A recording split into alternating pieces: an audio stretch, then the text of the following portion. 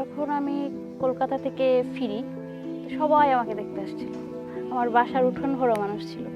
তখন সবার মধ্যে একটাই কোশ্চেন ছিল, একটা মেয়ে মানুষ, তার আবার দুটো হাত নেই, এই মেয়ে মানুষের ভবিষ্যৎটা কি হবে, কে ওকে দেখবে, ও কিভাবে পড়াশোনা করবে, ওর কিভাবে বিয়ে হবে, ওর দায়িত্ব কে নেবে, ওর জীবনটাই তো বৃথা।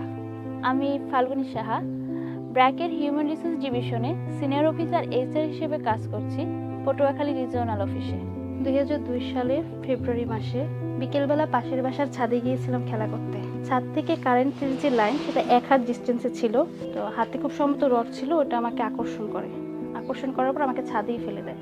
তো সেখান থেকে ডাক্তার আমাকে 10 দিন ভর্তি রেখে সে ঢাকা চলে যায়। ঢাকা থেকে ফিরে এসে বলে যে এখানে কোনো চিকিৎসা হবে না, আপনারা আমাকে ঢাকা নিয়ে যান। তারা আমাকে সরাসরি কলকাতাতে নিয়ে যায়। পরে তারা চেষ্টা করেছিল আমার হাতটাকে রাখার, কিন্তু কোনোভাবেই সম্ভব হয়নি হাতটা রাখার। তারা কেটে ফেলে। খেলতে খেলতে কোনো কিছু একটা আমি পড়ে আছি, আমি ওঠানোর চেষ্টা করি, কারো কাছে হেল্প চাইতে আমি একটু চেষ্টা করি।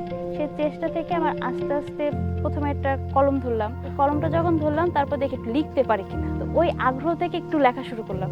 আমি যখন পড়াশোনাটা শুরু করি, আমার পড়াশোনার সাথে সব থেকে আত্মবিশ্বাস বলেন, মনোবল বলেন, সবটাই জুগিয়েছে আমার বাবা।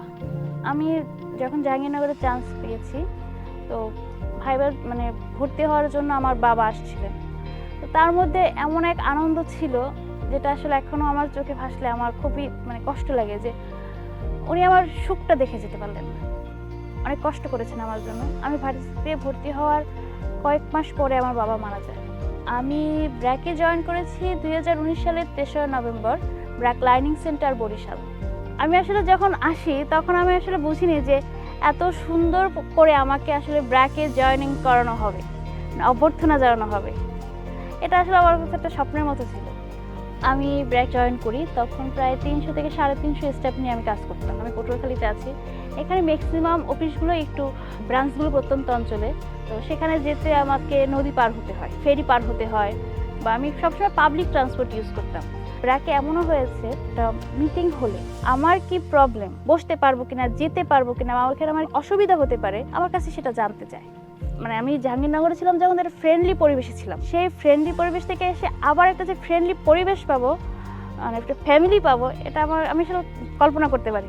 ঈশ্বর 2 হাত দিয়ে আমাকে সব দিক থেকে রক্ষা করেন। এখন পর্যন্ত আমি একটা সংসার করছি, আমাকে সাপোর্ট করার মতো মানুষ আছে, বাট আমার মাথায় সবসময় একটা জিনিসই ঘুরে যে কারোর উপর ডিপেন্ড করা যাবে না। সে আমার ফ্যামিলি হোক আর আমার বাহিরের কেউ হোক, আমার পথ আমাকে চলতে হবে, আমার কাজ আমাকে করতে হবে।